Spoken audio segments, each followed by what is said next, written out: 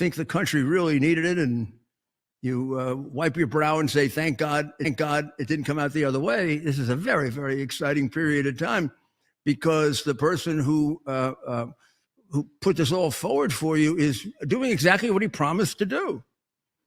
Now, let's face it, there were a lot of people that were against him doing what he wants to do. I mean, a lot of people that were against him doing what he wants to do. I mean, let's assume that some of the voting was based on policy, at least, right? So they're going to be upset about it. That's all understandable, and it's right. I mean, remember we had cities that were burned down. We had a president that was really assassinated a little before that. So I don't know if you could consider the Kennedy assassination in any way a part of that. The first Kennedy assassination. The second Kennedy assassination was kind of right in the middle of it.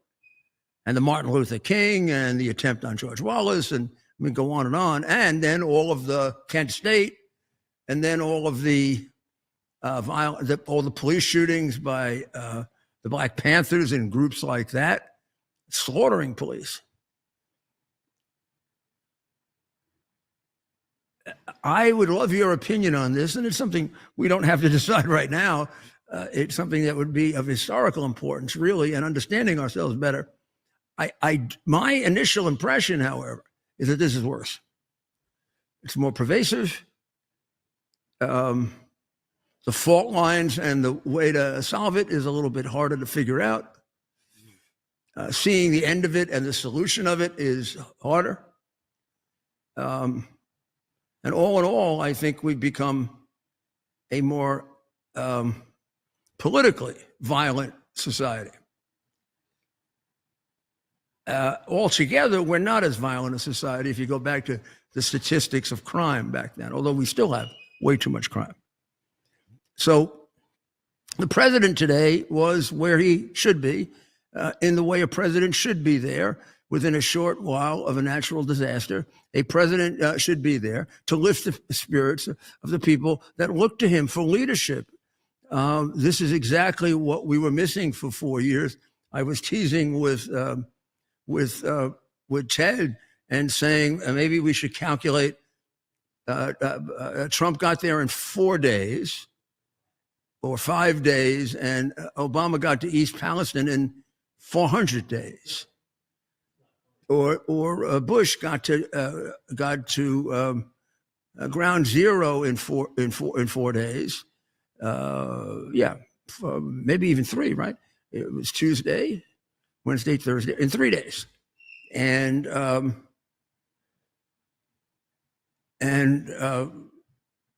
how long did it take Biden to get to North Carolina?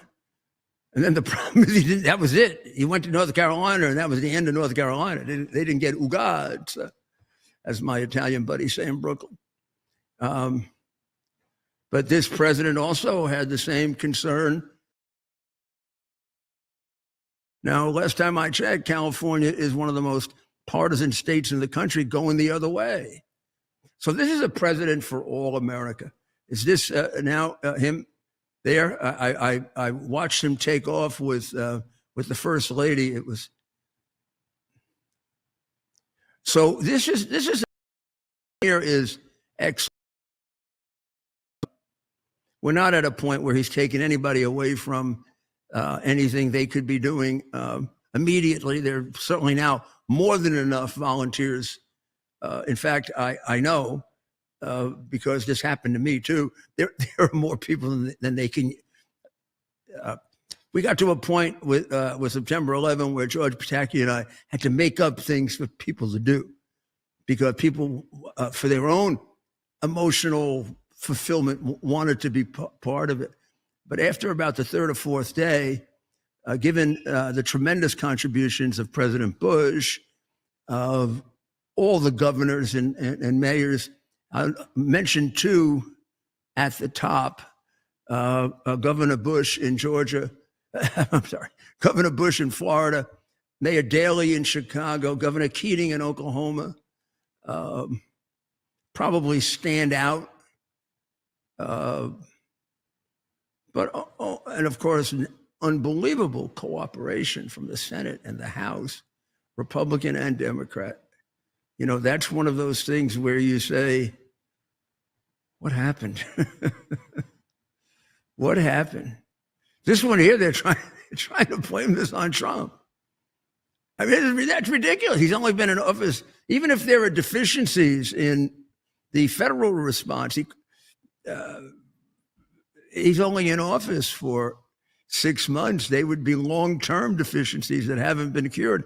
And every analysis of this, including from the liberal weather services, say that the federal response to this was fine. It was perfect. There was no delay, no hitch, no confusion. The problems that are being raised are problems with local preparation.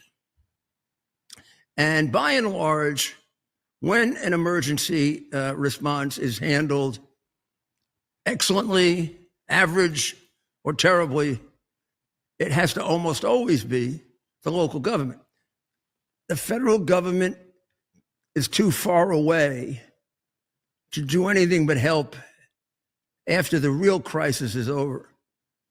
If you're going to get the people out of the houses, if you're going to get the people out of the camps, if you're going to get the people off the planes, if you're going to get the people out of the fires, it's going to happen based on your local fire, your local emergency rescue people, and your local police. The federal government just isn't big enough to be everywhere or get there that fast, nor do they have the resources that these towns have. Now, in New York, they're all in one big place, but in a place like Texas, they come together very, very quickly. Now, the criticism, I don't think, has anything to do with the follow-up rescue, either the timing of it or the extent of it. I think it's been, nothing's perfect. I'm sure if somebody takes out a fine-tooth comb, they're going to find something. But this is about as good as it gets, that part of it. The question's in here more in the warning system that took place on the ground, particularly in the place where the most damage was done. Those are legitimate questions, but that should be pursued not in a personal way, not in a political way, but in a very constructive way, like personal way, not in a political way, but in a very constructive way, like, were these mistakes? Should we rectify them? And then how? Very simple. So anything on? And I met a beautiful young lady, and I met a beautiful young lady, and I met beautiful young ladies. Special in honor of all of the little girls that they lost their lives. So we are here to honor them and also to give the support, help, and I will be back. I promise to them, and I just pray for them and giving them my strength and love. Thank you, Melania. I know Melania, and all that came from the heart. She's a very, very fine woman. And we're very lucky to have her as wife. And let's play. We had some of the first responders. Hopefully the audio is picked up. They wanted to thank the president. If we can play second cut.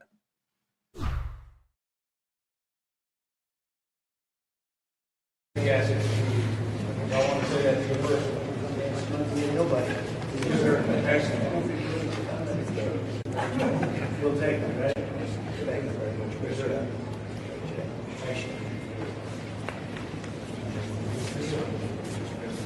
Thank you, everybody. In that clip, a member, one of the law enforcement gentlemen there, had thanked the president for securing the border because it had freed up a lot of equipment, and they were able. They had a lot more stuff available to them. Imagine if this happened a year ago. Right. So, but then there, just seeing that clip, right? The president is just so comfortable. Those are his guys. It reminds me of you when you're around law enforcement guys anywhere in the country. Law enforcement guys. The first night I traveled with them back in 2016, course, most of my life has been in law enforcement, and I know almost all of them. And we got to the airport. It was about midnight, and there were a whole bunch of police officers who were part of the squad that took us out to the airport. So we took pictures with them. And as you're about to go on the plane, I know he was exhausted, although he would never admit it. There were a whole group of other police officers over on the side that were just looking.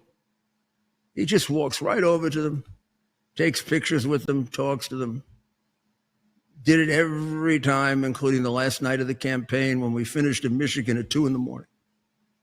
His regard and his respect for people in uniform, whether they're military or law enforcement or firefighters, is second to none.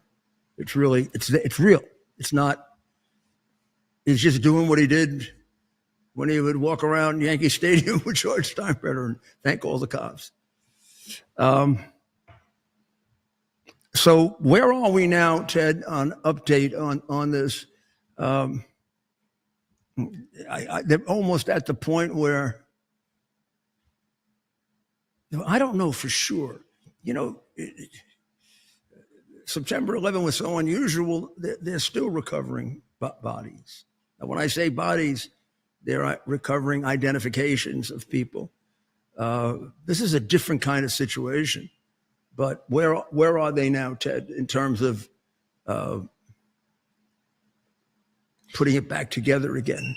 Are they anywhere toward putting it back together again, or are they still cleaning it up? They're still cleaning up. The latest death toll that we have, 121. Unfortunately, we still have well over 100 missing. Somewhere around 160 people are still reported missing, and now folks are reporting burnout. So the burnout is real. This among flood first responders and volunteers, which you can only imagine. I mean, the work is it's strenuous work. It's digging through what seems to now be solid ground, and on top of it, every once in a while, they're coming across human remains. So that makes what's already tough, difficult, sweaty work unbearable for some. And they describe the smell, right? It's hitting all their senses. It's not just what they're seeing, but it's the smell, right? And so it's a lot for people. So the burnout is real. Of course, we've put up the Good Samaritan's Purse, SamaritansPurse.org, a good place to go to donate. But as of now, the death toll 121 and climbing, and at least 160 people are still missing. Families There's a lot of second guessing, a lot of different analysis. Some of it purely political, which I think has been disposed of. I thought there was an excellent analysis by a professor of engineering from the University of South Carolina, Kostas Sinolakis, who wrote a very concise but very brilliant, I think, piece in the Wall Street Journal, in which he focuses on what needs to be the Wall Street Journal, in which he focuses on and without unduly making this a gotcha kind of thing. And I'll read a bit of it to you. He says, National Weather Service issued flood watches on July 3rd and escalated to flash flood emergency alerts in the early morning hours of July 4. Authorities sent cell phone text and did about all that they could possibly do on a timely way. But communities at the end were asleep when alerts arrived.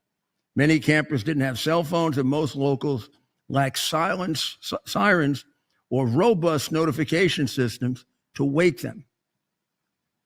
The fallout has been predictable. Some have argued that the National Weather Service did its job. Others argued that the National Weather Service didn't, that it had to do with budget cuts. But the budget cuts, what they're talking about, hadn't taken place yet. And all of the experts, even those with political affiliations on the other side, say that the National Weather Service and the federal and professional agencies literally did everything that could possibly be done, and the blame does not fall on either national party people, but it falls if there is blame, would provide communities with far more targeted warnings, increasing credibility, and agree or disagree with the rationale. Most of the solutions he's talking about are valid. Why not have the most current alert system possible? It probably isn't going to work 100%. Nothing does. But I do think even Mr. Sinolakis has missed one of the prime things that should be cured right away, and that is that camp for the young children, the 8 and 9-year-old, was just too darn close to the river. What was it doing at low level? And the senior camp was on high ground. The senior camp, I believe everyone survived. The senior camp took some damage, but not catastrophic. It is just a matter of not emergency science. Everyone survived. Not catastrophic.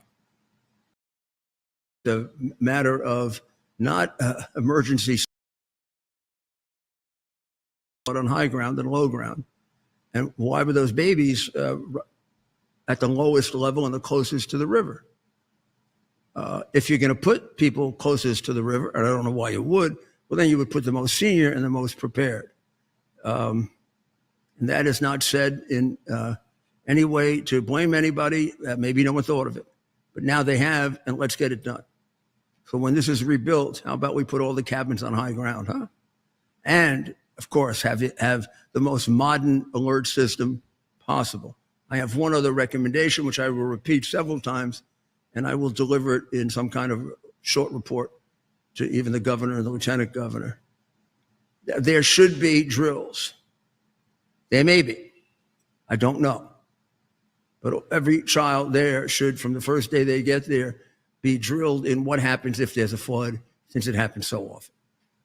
And even children, even young children, do much, much better if they have some muscle memory about what to do when you're all nervous and upset and emotional. I want to see how we look. And I say this having had enormous numbers of exercises when I was mayor, in case there would be a terrorist attack, because I say this having had exercises when I was mayor, in case there would be a terrorist attack, because of the terrorist attack of 19. When we had to do it for real. So those are the things that can be done. And let's please try to do this without ridiculous, cheap statements or racist statements. Maybe we can then, move up in the eyes of our Creator if we do that. Well, we're going to take a short break and we'll be right back.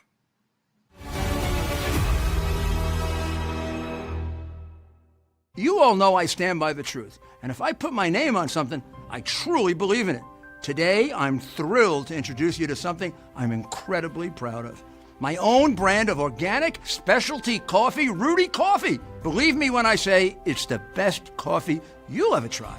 It's smooth, rich, chocolatey, and gentle on your stomach. It's so good, I even recommend drinking it black. It comes in 3 varieties, including what I promise is the best decaf you'll ever have. You can order now by scanning the QR code on your screen or by visiting. Even recommend drinking it black. It comes in 3 varieties, including what I promise is the best decaf you'll ever have. You can order now by scanning the QR code on your screen or by visiting rudy.coffee. By supporting Rudy. Researchers are saying to add this Antarctic super nutrient to your diet. I'm talking about omega-3 fatty acids, but not just any form of omegas. These particular omega-3 fatty acids are sourced from wild-caught krill. Has been shown to support healthy blood pressure, circulation, brain health, as well as reduce inflammation, swelling, and joint pain. For a limited time, you can grab Native Path Antarctic Krill Oil for up to 66% off plus free shipping. Just go to getkrilled.com/Lindell right now to get your special offer. Whether it's being a weekend warrior or spending time with your family, feeling your best is the key to doing the things you love. That's why I'm excited to tell you about Nirvanta. It's a natural solution designed to help you stay active and live well naturally. Nirvanta is a topical blend of all natural essential oils like frankincense, myrrh, and a proprietary gold standard plant stock extract. It's perfect for your hands, feet, knees, back, or anywhere else that needs a little extra care. Use Nirvanta proactively as part of your daily maintenance routine, and you're guaranteed you're going to feel the difference. Simply massage Nirvanta in for at least 60 seconds, 2 to 3 times a day to get the best results. And if you're not completely satisfied, you get your money back, no questions asked. There's simply no risk and not to try Nirvanta today. Right now, you get 15% off with code Lindell exclusively at nirvantahealth.com. So stop. Get Nirvanta instead and experience the difference. Go to nirvantahealth.com. Use code Lindell to get 15% off today. Nirvanta Health. Live well naturally.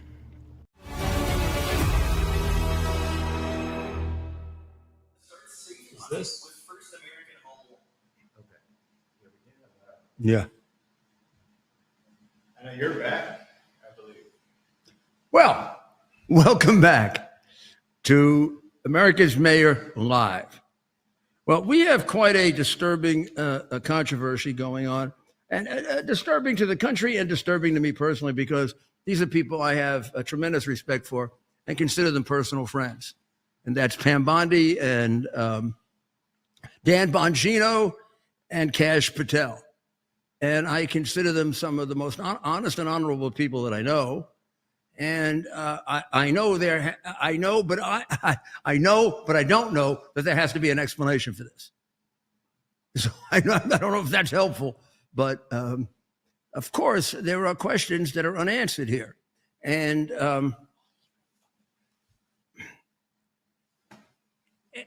difficult because you have to speculate as to the answer.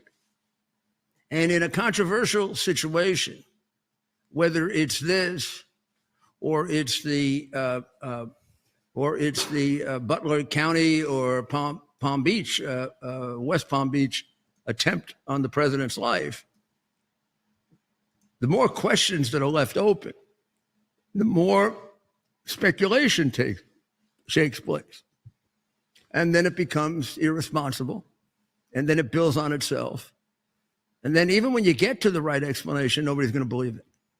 So I don't know what to recommend other than a complete disclosure of everything that speculation takes place. There's no doubt in my mind that neither Dan Bongino nor Kash Patel has a list. Neither one of these two men is anything close to a liar of any kind. These are two of the most honorable people that I know. But I mean, there might be names in other ways, like let's say manifests for no. But I mean, there might be names in other ways, like or the numerous flights down to pervert. It's alleged and denied that Bill Clinton was on that plane 27 times.